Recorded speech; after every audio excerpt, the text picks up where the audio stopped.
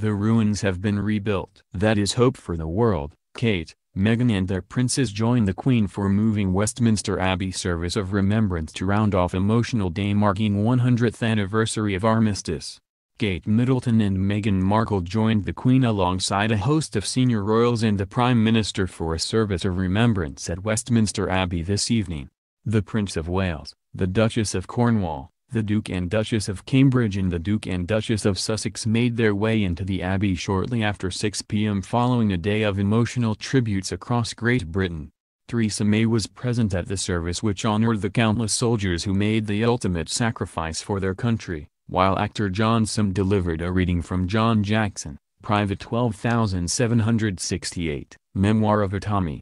Meghan's growing bump was on show through her smart navy outfit, while the Duchess of Cambridge cut an elegant figure in a bespoke emerald double-breasted Catherine Walker jacket with contrast collar and cuffs.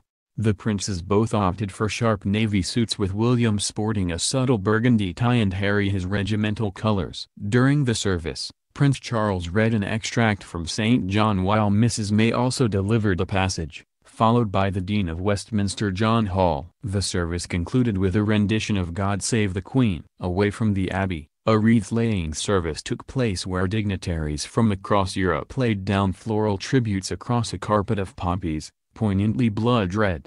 The Queen, dressed in purple, and Mr. Steinmeier watched as flowers were laid at the grave of the unknown warrior, later shaking hands at the end of the service.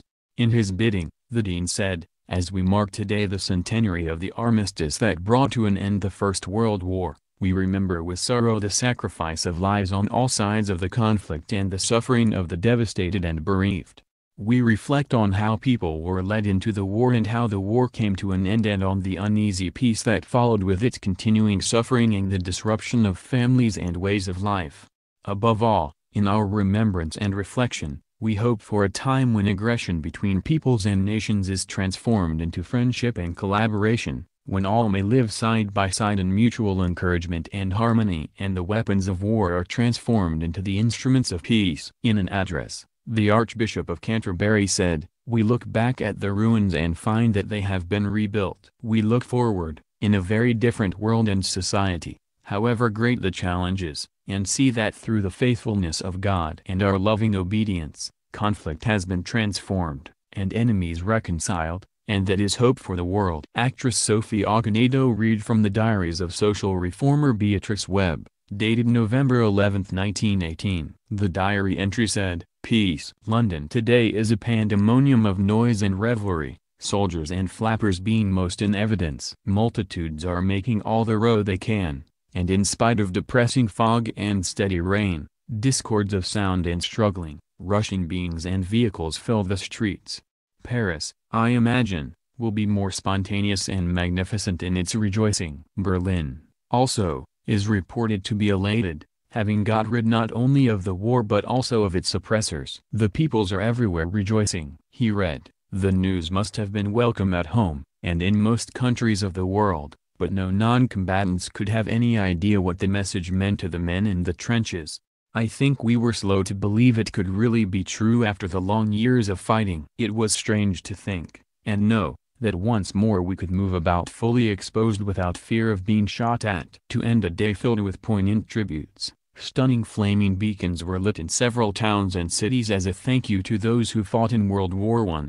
The remembrance beacons were organized by the National Trust to mark 100 years to the day since the guns fell silent at the end of the war. More than 1,200 beacons are being lit as part of battles over at National Trust sites and other locations all over Britain. Earlier in the day, on the 11th hour, of the 11th day, of the 11th month, in a historic act of reconciliation, German President Frank-Walter Steinmeier laid a wreath during a poignant ceremony at the cenotaph, marking the first time a German leader has ever taken part in the proceedings.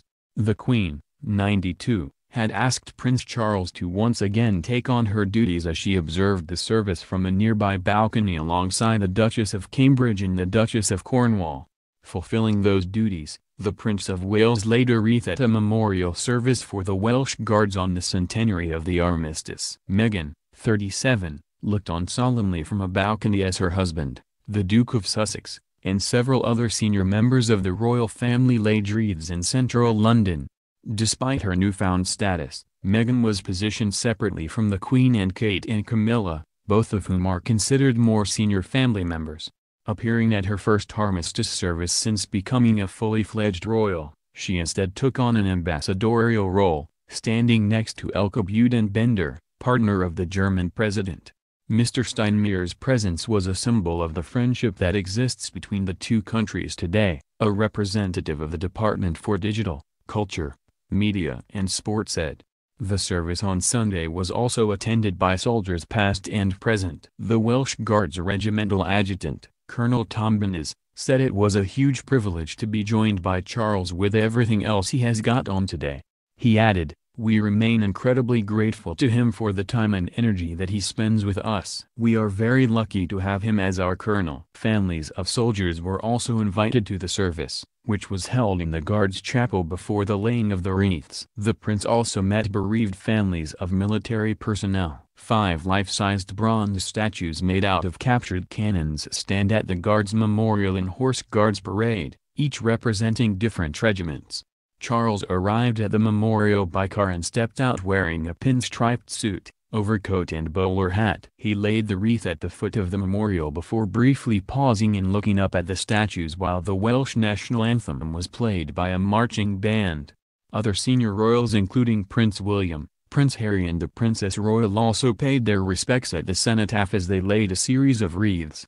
The Duke of Cambridge, the Duke of Sussex, the Duke of York, the Earl of Wessex, the Princess Royal, the Duke of Kent and Prince Michael of Kent all laid tributes to Britain's veterans. Later, the Duke of York arrived in Belfast to attend a service at St Anne's Cathedral for the centenary of Armistice Day, around 4 p.m. The event is happening alongside services in Dublin, Glasgow and Cardiff for Armistice 100. Meanwhile, U.S. President Donald Trump joined French President Emmanuel Macron and Russian President Vladimir Putin at an Armistice Day ceremony in Paris, along with more than 60 other world leaders. The world leaders were pictured standing side by side in the rain at the Arc de Triomphe to pay tribute to those who died in the First World War, 100 years to the day since the guns fell silent. Back in London, Prime Minister Theresa May and Labour leader Jeremy Corbyn also laid wreaths at the foot of the Whitehall Memorial, along with Liberal Democrat leader Sir Vince Cable, Foreign Secretary Jeremy Hunt and Speaker of the House of Commons John Bercow. The traditional 2-minute silence was held at 11 a.m. and was marked by the chiming of Big Ben, despite the ongoing renovations to the clock tower. The 13.7-ton bell has been silent since August 2017 since works began, except for ringing in New Year 2018. It has been fitted with a custom-built electronic mechanism built to power the 200-kilogram striking hammer to ensure it can still sound for important national events while the clockwork undergoes vital repairs. The end of the silence was marked by cannon fire and the last post sounded by the buglers of the Royal Marines before the wreaths were laid. An hour later, war veterans, descendants and grateful members of the public marched through the streets of London as part of a nation's thank you to those who fought in the Great War. More than 10,000 people from across the country joined together on the Mall and made their way around St. James Park for Remembrance Sunday. Among the oldest taking part in the march is Private Donald Smith, 98, who joined current members of the Queen's Own Highlanders, and Jeff Watkins, 97, who traveled from California in the United States to participate. At the same time as the march, people were encouraged to ring bells around the world, to replicate the spontaneous outpouring of relief that took place in 1918. As news of peace spread on Armistice Day, church bells, which had fallen silent across the UK during the First World War, rang out in celebration. Culture Secretary Jeremy Wright said, "On the centenary of the armistice, we will come together as a nation to stand in silence and honor the fallen of all conflicts."